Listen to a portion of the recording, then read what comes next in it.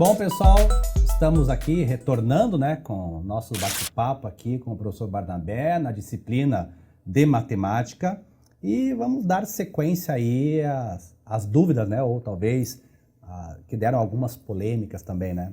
Bom, professor, a base propõe 5 unidades temáticas, né, na matemática, né, que são números, álgebra, geometria, grandezas e medidas, se não me engano, né? Probabilidade estatística. E por fim, daí a probabilidade estatística, né? Onde todas estão, né, correlacionadas, que orientam, pessoal, a formulação de habilidades a serem desenvolvidas ao longo de todo o ensino fundamental, né, professor?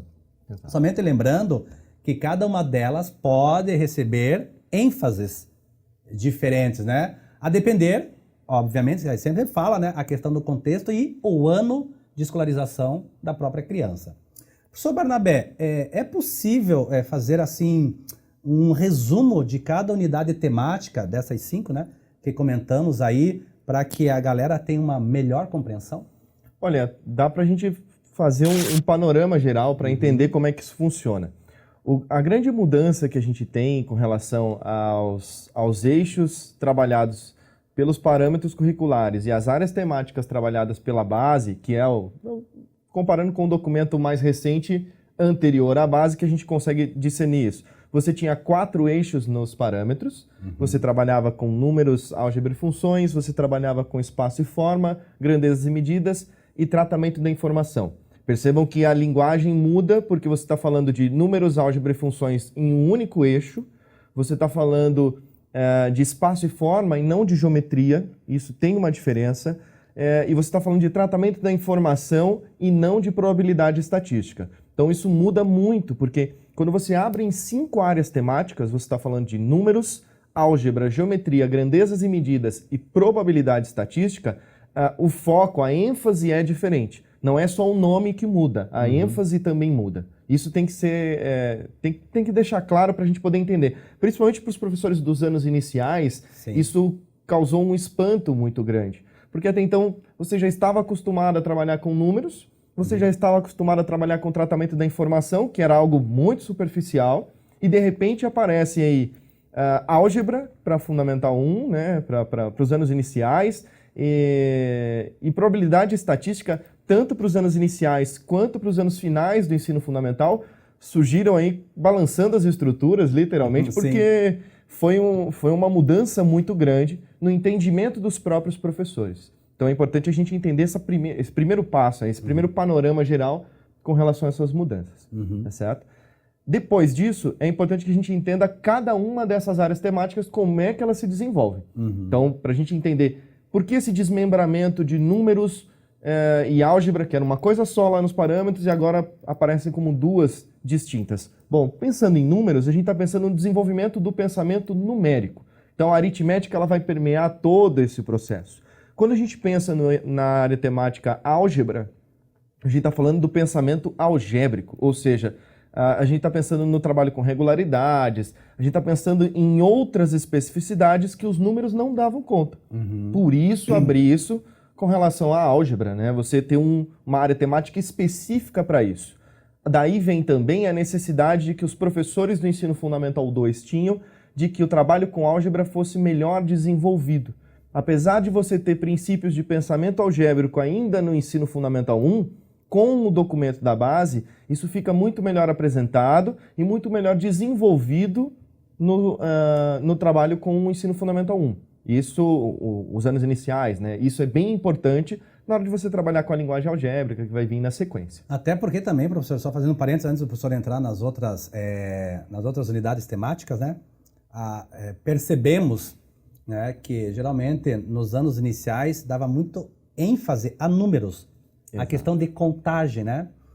Só um exemplo, pessoal, falando, se for pegar aí as habilidades do primeiro ano, né, a questão de número deixa bem claro aqui. Só vou ler uma rapidinho, né, só para não cortar essa linha de raciocínio. Sim, sim. O senhor está falando dos anos iniciais, que é, lembrando sempre, EF, ensino fundamental, né, a questão alfanumérica, 01, estamos falando do primeiro ano, MA, obviamente, é matemática, e 01 é uma sequência numérica, né? Lembrando que a base nenhuma vez fala que tem que usar 1, 2, 3, mas temos que tomar cuidado a questão dos verbos, que eles vão, à medida da numeração, vai mudando até a questão dos verbos, né? Diz lá, no primeiro ano, hein, que ainda estão sendo alfabetizados. Exato. Utilizar números naturais como indicador de qualidade ou de ordem em diferentes situações cotidianas e reconhecer situações em que os números não indicam contagem nem ordem, mas sim um código de identificação. Isso no primeiro ano, que está falando sobre a questão de número. E a questão de álgebra, que tem duas habilidades de álgebra em matemática, que é a 8 e a 9, que diz lá, organizar e ordenar objetos familiares ou representações por figuras por meio de atributos tais como forma e medida. Então você vê a diferença entre número e a questão da álgebra, né? Exatamente. Porque percebia que era só número que se tratava nos anos iniciais, né? Ah, número 1, número 2, número 3 e a álgebra. E apesar de se tratar só de números, muitas vezes esse trabalho com os números não era dada a ênfase necessária. Sim. Então, por exemplo, para a gente pensar nessa habilidade que você acabou de ler, ela tem um código. Sim. Você entender o número como código é uma especificidade da área de números. Você entender o número como uma quantidade é uma especificidade da área de números. Sim. Grandezas, ordenação, tudo isso vem com a construção do conceito de número, o que é número para a criança. Mas não é só isso, né? Quando você pensa nesse âmbito, você está falando de diferentes campos numéricos, você está falando de trabalhar com números naturais e racionais. Depois que o aluno passa dos anos iniciais e vai para os anos finais, você trabalhar com ele os números irracionais, os números inteiros. Então, o campo de números, ele tem hoje, apesar de ser o maior campo, com maior número de habilidades, ele tem a possibilidade de explorar muito bem essas habilidades. A diferença com álgebra, ela grita aí, principalmente quando a gente fala da relação de padronização e a busca de regularidades. O foco da álgebra, nesses anos iniciais, é trabalhar com a ideia de regularidade, é trabalhar com a ideia de igualdade, que o aluno chega muitas vezes no fundamental, nos anos finais, sem conhecer essa linguagem de igualdade, por exemplo, de equivalência. Muitas vezes ele não consegue lidar com isso, o que atrapalha na construção do pensamento algébrico, o que atrapalha no uso da linguagem algébrica. Então, tudo isso tem uma diferença muito grande. A álgebra em si, ela vai ter uma diferença dos anos iniciais para os anos finais, que vai acontecer com relação a isso. A gente falou da regularidade e a construção dessa regularidade, o entendimento dessa regularidade nos anos iniciais. Nos anos finais, linguagem algébrica que vai ser desenvolvida e o uso dessa linguagem algébrica em diferentes aspectos, tanto numéricos, quanto geométricos, quanto trabalho com grandezas e medidas, trabalho com probabilidade. A gente vai desenvolver muito mais a linguagem algébrica nesse sentido. E aí aparece com força total o trabalho com as variáveis, o uso das variáveis no campo da matemática. E aí as funções, né? Houve muita crítica com relação a essa ideia das funções aparecerem no final do ensino fundamental, mas é importante que elas sejam bem desenvolvidas, principalmente para outros campos, outras áreas do conhecimento. Por exemplo, no ensino médio, o uso da física com relação a funções é intenso. E se a gente não desenvolver isso, fica muito difícil. A própria cinemática, né, no ensino médio, na área da disciplina de física, né, utiliza muito, né, a questão da função afim, da função linear. Pouco se usa a função quadrática, né, mas é uma linguagem que, se o aluno não domina uma linguagem matemática, ele acaba tendo alguns problemas em outras áreas do conhecimento, como física, biologia, né? A questão do logaritmo, né? Claro, isso no ensino médio, mas dar essa ideia já de função para a criança, né? Exato, e essa construção dos anos iniciais para os anos finais, que foi um cuidado que a base teve de cuidar da progressão do conteúdo, né? Você entender que o conteúdo ele vai progredindo de acordo com o avançar dos anos escolares, né? É importante que esse desenvolvimento aconteça para a criança. Quando a gente pensa nas outras áreas temáticas, para a gente pensar nessas três que faltam ali... Na questão da geometria, né, que você vê que nos anos iniciais ela tem uma certa cobrança e é muito maior nos anos finais a geometria, né? Exatamente. E a geometria, ela, por muito tempo, ela foi um pavor de muitos professores, né? A gente vai falar disso mais lá na frente, mas...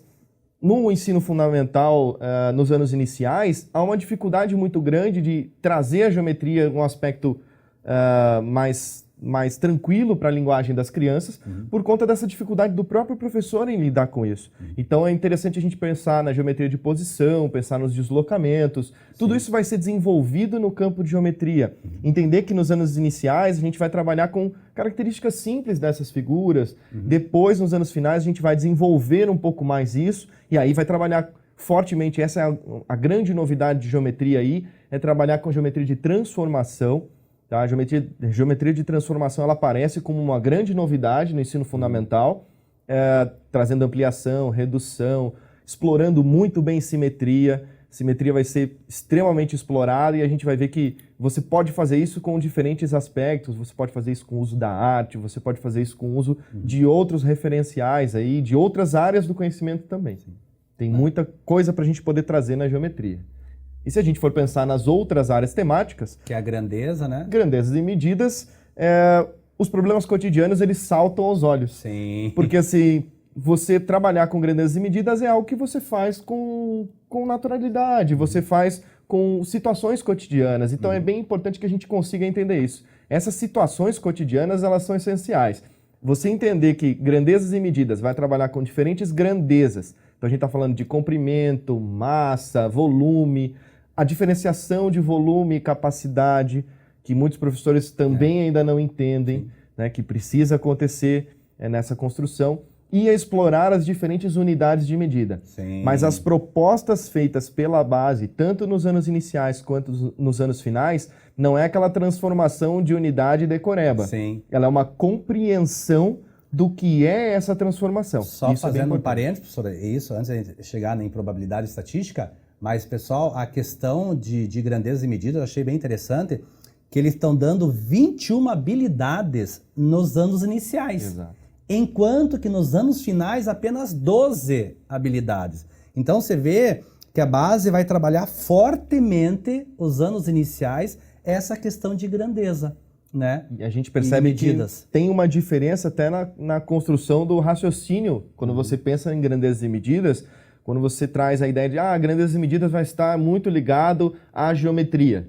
Nem sempre. Então tem algumas relações que vão ficar mais próximas do campo dos números, algumas relações vão ficar mais próximas do campo da geometria, outras relações vão ficar mais próximas de probabilidade estatística e, assim como a álgebra, também vai aparecer. Sim. Então grandezas e medidas traz contextos diferenciados aí para esse entendimento. E traz uma novidade bem interessante, que é o trabalho com memória computacional, que é algo que não tinha aparecido em documento nenhum. E hoje a gente vive na era da informação, na era da tecnologia, não dá para viver sem a tecnologia, e a memória computacional ela aparece como um ponto-chave para o aluno compreender o que é que está acontecendo, quanto de memória tem o meu HD, o meu celular, o meu computador e assim por diante, né? Para entender como é que isso funciona. Não menos importante, claro, a última área temática para a gente pensar nesse resumo é a área de probabilidade estatística, né? Que traz uma novidade bem interessante desde os anos iniciais, como a gente havia falado, que é a ideia de você trabalhar com a construção do pensamento estatístico por parte do aluno, mas a perspectiva que ela é posta, ela é bem importante. A proposta que a base traz é uma proposta, principalmente na área de estatística, uma proposta de pesquisa. Ou seja, você vai desenvolver o aspecto da pesquisa como um todo. Investigação, né, professor? Exatamente. Voltamos lá às 8 competências iniciais. A investigação, não jogar, né, e façam isso. Não, ele tem que investigar a questão cognitiva, onde ele vai procurar, tal. É o investigador, né? O próprio Exatamente. E aí todos os passos de pesquisa são dados. Você colher os dados, você organizar os dados. Qual é a melhor forma de você apresentar esses dados? Por que apresentar dessa e não daquela? Análise de textos midiáticos.